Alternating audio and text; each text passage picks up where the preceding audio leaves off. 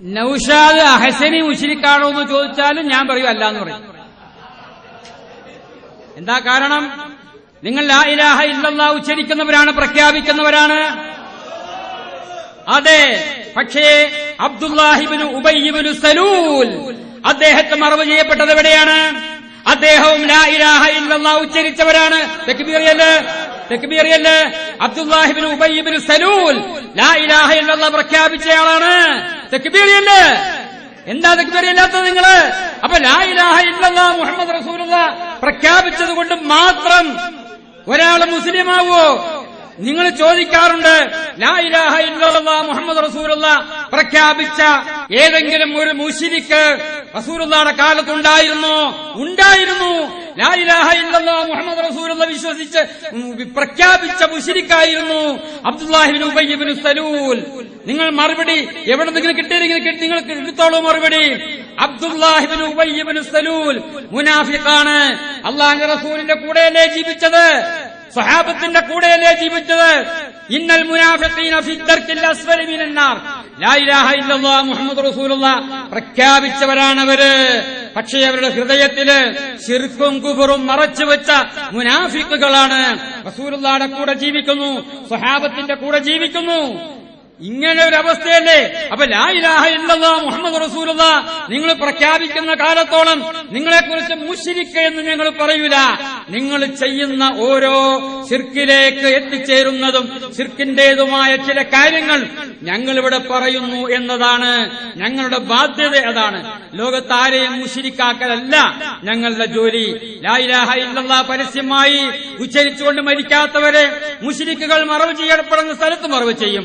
ലാ ഇലാഹ ഇല്ലല്ലാഹ് മുഹമ്മദ് റസൂലുള്ളാഹ് പ്രഖ്യാപിച്ചവരാണെങ്കിലോ അവരെ മുസ്ലിമീങ്ങളുടെ ഭാഗത്തും മറവ് ചെയ്യുന്നതാണ്. അവരുടെ ഈമാൻ എന്താണെന്ന് നമുക്കാർക്കും അറിയില്ല. അതുകൊണ്ട് സഹോദരങ്ങളെ, തോട്ടുമുഖത്തുള്ള ജനവിഭാഗത്തോട് ഞാൻ ഒന്നുകൂടി ആവർത്തിക്കുകയാണ്, ഇവർക്കൊന്നും ചോദിക്കാനില്ല. റൂഹുൽ ബയാൻ പറഞ്ഞല്ലോ, ഇവർ പറയുന്ന ഈ ഇസ്തിഗാസ അത് പറ്റുന്നതാണ്, അത് പുണ്യമാണെന്ന് റൂഹുൽ ബയാൻ എവിടെയാണ് പറഞ്ഞത്? ഒന്ന് പ്രഖ്യാപിക്കാമോ? റൂഹുൽ ബയാൻ ഇവര് പറയുന്ന ഈ ഇസ്തിഗാസ അല്ലാഹുവിനോട് ഞാൻ എന്നും ചോദിച്ചുകൊണ്ടിരിക്കുന്ന കാര്യങ്ങളൊക്കെ, ആ കാര്യങ്ങളൊക്കെ മരിച്ചുപോയ മഹാത്മാവിനോട് ചോദിക്കാം. അത് പുണ്യമാണെന്ന് പഠിപ്പിക്കുന്ന ഏതെങ്കിലും ഒരു വാക്ക് റൂഹുൽ ബയാനിൽ നിന്ന് ഉദ്ധരിക്കാമോ? അദ്ദേഹം പറഞ്ഞല്ലോ റൂഹുൽ ബയാൻ ഇസ്തിഗാസ ചെയ്തിട്ടുണ്ട് എന്ന്. അതുകൊണ്ടൊന്ന് പറയട്ടെ, അതുകൊണ്ട് പണ്ഡിതന്മാരെ ഞാൻ വളരെ ആത്മാർത്ഥമായി നിങ്ങളോട് സഹകരിച്ചുകൊണ്ട് ചോദിക്കുകയാണ്, ഇത്തരം കാര്യങ്ങളൊക്കെ ചോദിക്കാവോ? ഇത് ചോദിക്കാൻ പാടില്ല. പിന്നെ ഏതാണ് ചോദിക്കാവുന്നത്?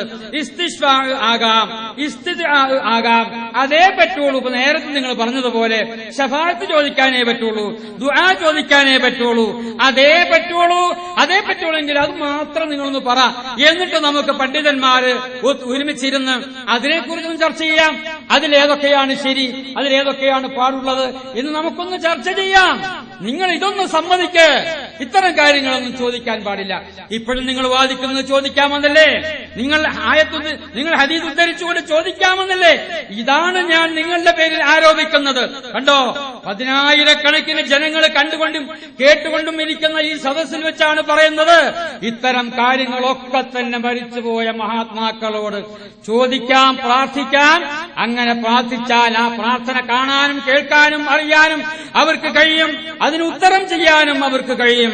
അവർ എഴുതിവിടുകയും പ്രസംഗിക്കുകയും സംവാദങ്ങളിൽ വാദിക്കുകയും ചെയ്യുന്ന അള്ളാഹു മരിച്ചുപോയ മഹാത്മാക്കളോട് സഹായം ചോദിക്കൽ പുണ്യമാണ് എന്ന് വാദിക്കുന്ന ആ വാദം ഇവർ ആവർത്തിക്കുന്നത് മുസ്ലിം സമൂഹമേ നിങ്ങൾ കേൾക്കുന്നില്ലേ?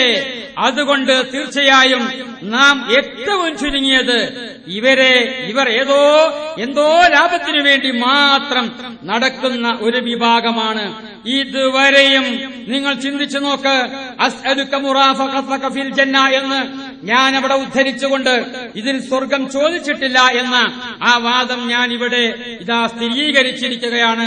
അങ്ങനെ സ്വർഗം ചോദിക്കാത്തത് കൊണ്ടാണ്, അതിൽ സ്വർഗം ചോദിക്കാനുള്ള ആഹ്വാനമില്ലാത്തത് കൊണ്ടാണ് സ്വഹാബത്തൊന്നടങ്കം, ആ സ്വഹാബത്ത് മുഴുവനും ആ നിലയിൽ ആ ഹദീസിന്റെ വെളിച്ചത്തില് റസൂലുള്ളാഹിനോട് സ്വർഗം ചോദിക്കാതിരുന്നത്, താബിഈകൾ ചോദിക്കാതിരുന്നത്, താബിഈകൾ ചോദിക്കാതിരുന്നത്, ആ ഉത്തമ നൂറ്റാണ്ടുകളിൽപ്പെട്ട ആരെങ്കിലും ചോദിച്ചിട്ടുണ്ടെങ്കിൽ നിങ്ങളിവിടെ പറയണം, അതല്ലെങ്കിൽ ഇതൊന്നും പാടില്ല, ഇസ്തിശ്ഫാ മാത്രമേ പറ്റൂ, ഇസ്തിദ്ആ മാത്രമേ പറ്റൂ, ഇസ്തിദ്ആ മാത്രമേ പറ്റൂ എന്ന് നിങ്ങൾ സമ്മതിക്കുകയാണെങ്കിൽ ഇവിടെ വച്ച് തന്നെ ഇൻഷാ അല്ലാഹ് നമുക്കൊരു വ്യവസ്ഥ തയ്യാറാക്കി അതിനുവേണ്ടി ഒരു സംവാദം, ചർച്ച വേണ്ട, ചോദ്യോത്തരം മാത്രം വേണ്ട, ഒരു സംവാദം തന്നെ ആകട്ടെ.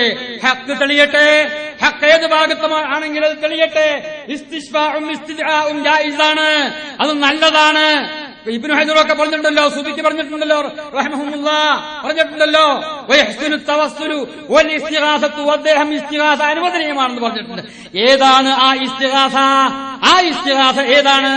ഈ ഇസ്തിശ്ഫാഓ ഇസ്തിദ്ആഓ ആണോ, അതോ ഈ പറയുന്ന ഇതേ രൂപത്തിലുള്ള ഇസ്തിഗാസയാണോ? നിങ്ങൾക്കൊന്ന് തെളിയിക്കാമോ?